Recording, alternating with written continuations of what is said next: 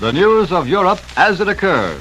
The world is now awaiting the arrival in Berlin of Sir Neville Henderson, British ambassador to Germany, who took off from England's Heston Aerodrome nearly 3 hours ago, flying to Berlin with the British cabinet's answer to German Chancellor Adolf Hitler.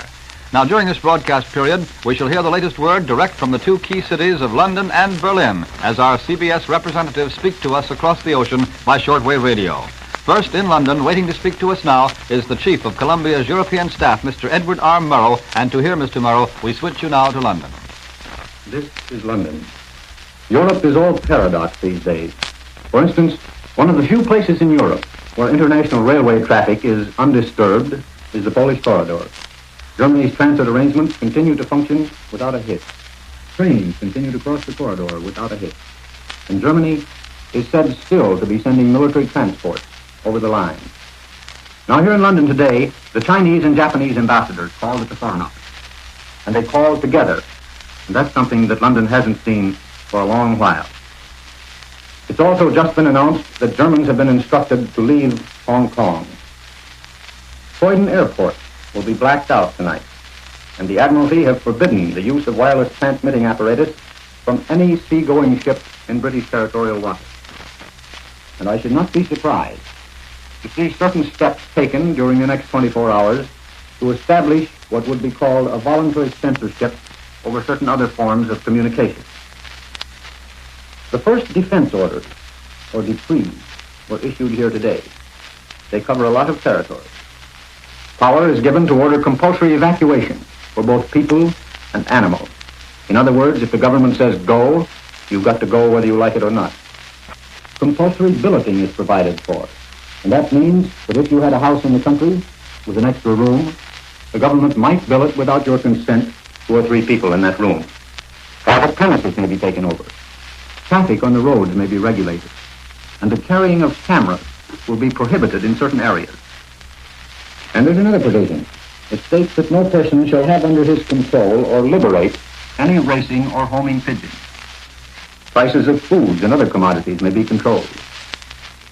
And the dispatch from the United Kingdom of material other than that handled by mail may be controlled or stopped altogether. There are more than 100 separate items in the list, and there will probably be others to follow. Well, those surprising Russians are still handing out surprises. Voroshilov, the war minister, says there's no reason why Russia should not supply the Poles with arms and materials, just as the Americans, and incidentally the British, have been supplying them to Japan for the last 2 years. The feeling is growing here that the agreement with Russia may, in the end of the day, do Germany more harm than good. We shall probably have more information on that point after the speeches in Moscow tonight. As you know, the House of Commons meets tomorrow at 2:45 London time. And I can tell you that the Prime Minister is being urged very strongly not only to outline the recent exchange between Hitler and the British government, which so far remains a secret, but he has today been urged by certain opposition leaders to tell the whole story of the breakdown of negotiations with the Soviet Union. If he does tell that story, we shall be in for further surprise. Mr. Chamberlain has been told that Parliament will provide a good sounding board, that a full, complete statement would convince doubters that he has no appetite for personal government and is prepared to defend Britain's action in the open. Of course, what he says will, in large measure, depend whether or not will depend upon whether or not he has received Herr Hitler's reply to Britain's message, which Sir Neville Henderson is now taking to Berlin by air. On the whole, I should say that the possibility of avoiding war has not increased during the day. Government circles are, in fact, exceedingly pessimistic. But there is a general belief that the strategic position is improved, that Hitler is hesitating, that the Russians may betray the Germans. You are already aware of the reaction in Tokyo and Madrid as a result of Hitler's retreat to Moscow. We are not yet certain of its full effect in Rome. Italy still has only a quarter of her army under arms. And if war comes, and Italy stands with the Germans, she will suffer more terrible havoc than will Germany. There is still hope that Hitler may pause and think again. There is still the possibility of a conference. The people with whom I have talked in London today certainly haven't expressed any optimism, but their spirit is better. They believe the Germans are worried and uncertain if not frightened, and that's a pleasant situation for most Englishmen. They think, rightly or wrongly, that they now have the initiative, that if war comes, they will win it. But that if we have a conference instead, the result is likely to be only a postponement. That view is reflected in the evening news, which says, what can Britain or France do to prevent war at the last moment, unless Herr Hitler takes some step toward calling off his dogs and agreeing, in the words of President Roosevelt's appeal, to refrain from any positive act of hostility for a reasonable stipulated period. Even if Herr Hitler did so agree, it would but postpone the day of reckoning so long as he is in his present mood, which is that of a wayward child who has never been crossed. So far as I can learn, the Poles have not been subjected to pressure by Britain. No one could truthfully say that the alliance with Poland has ever aroused any popular enthusiasm in Britain. Britishers know very little about Poland. The necessary historic and sentimental ties are missing. But the matter is not now so much one of Poland as it is of Britain's pledged word and the determination to move in one direction or the other out of this twilight of peace. Hitler has made his demand. Now he pauses. It is difficult to see how any solution is to be reached on Hitler's terms. That is to say, any solution that would provide anything more than a temporary relief. Now the Queen is returning from Scotland tonight, and the two princesses are remaining there. Everything is being prepared for 0 hour. Britain is moving up to the line, and I should be less than truthful if I fail to report that some people see it coming with almost a sense of relief. Those are the people who maintain that the retreat has gone on far too long, and that courage and determination are now required. And they feel that perhaps war is the only solution, and that the resulting world order will be better than the one we have fumbled with for the past 20 years. I don't know, but the decision must be made. And the folks here seem to think it will be made during the next 36 hours.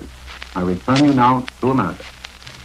That was London and the voice of the Chief of Columbia's European Staff, Mr. Edward R. Murrow. Now let's hear from the German capital, where high government officials are awaiting the arrival of the returning British ambassador. To hear the Chief of Columbia's Continental Staff, William L. Shirer, we take you now to Berlin. Hello, America. Hello, CBS. This is Berlin. The sands are running fast. Tonight, here in Berlin, we should have a decision whether it's to be peace or war.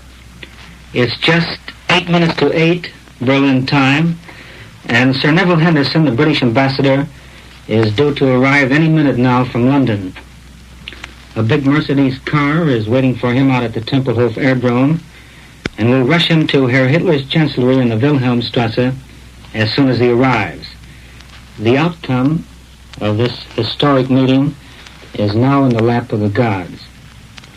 Although word has sifted through this afternoon that the British government cannot accept the demands which Herr Hitler made public last night, namely a return of Danzig and the corridor to Germany, the Wilhelmstrasse, when I left it a few minutes ago, was maintaining silence, preferring to wait until it knew what Ambassador Henderson brought back.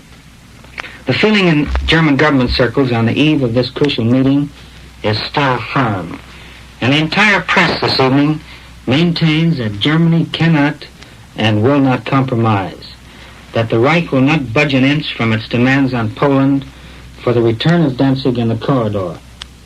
It is not entirely ruled out, of course, that the British answer, which it's believed contains certain counter-proposals, may necessitate a reply. But the tension has become so terrific that it does not seem possible to anyone here that it can long continue, probably not past tonight, without events taking a turn one way or the other, or as the Germans say, so oder so. In the meantime, Germany seemed already on a complete war footing today. Housewives stood in lines beginning early this morning to get their ration cards. It was the first time since the war that these cards had made their appearance, and the people who had hardly believed a couple of days ago that war was possible certainly looked grimmer as they stood patiently waiting for their cards. With true German efficiency, the rationing system swung into operation very smoothly. At any store today, if you wanted certain foodstuffs or soap or shoes, you had to show your card. Otherwise, you were politely turned down. The newspapers and the radio have assured the population several times today that there is food and clothing and soap and shoes and fuel enough for every German, that the rationing was only resorted to in the interests of fairness to all. But everyone taking the new measures by taking these measures with good grace, the people are told, they are helping to defend the freedom of Germany. Most papers praise the German woman for the calmness with which she has taken not only the rationing of foodstuffs and materials, but also the spirit with which she has seen her menfolk, husbands, sons, or fathers, off to the army in the last few days. The military took an ever-increasing part in the picture in Berlin as today advanced. Cars with high army officers sped up and down the Wilhelmstrasse, or down the Tiergartenstrasse to the War Ministry in the Bendlerstrasse. Many cars and motorcycles were requisitioned. I saw several civilian motorcyclists who had been called up with their vehicles. They received an army armband, and you could see them speeding through the streets carrying messages. Despite the needs of the armed forces, the gasoline situation improved today. I was able to buy 2 gallons a few minutes ago, which enabled me to get here in time for this broadcast. Men from the air service supervise the tanking up. Squadrons of big bombers have also been roaring low over the city in formation. In other words, though the talking stage has not yet been completely abandoned, the grim preparation for the worst goes on. I understand no trains from Germany crossed any borders today, but those foreigners trying to get out were able to proceed as far as the frontier and then either walk or get some kind of transportation to the other side of the border. Note that Germany has already assured Belgium, the Netherlands, Luxembourg, and Switzerland that it will respect their neutrality in case of war. But tonight we heard that Holland had decided to mobilize. Well, all depends now on the talks, which will be beginning here in a few minutes between Herr Hitler and the British ambassador. I hope to be on the air later tonight to tell you what I can about those talks. This is William L. Shirer, and returning you now to New York. In this moment of waiting, as all the world is awaiting the arrival of the British ambassador to Germany, Sir Neville Henderson, in Berlin, we've been listening to our correspondents in London and in Berlin speaking to us by shortwave radio across the ocean.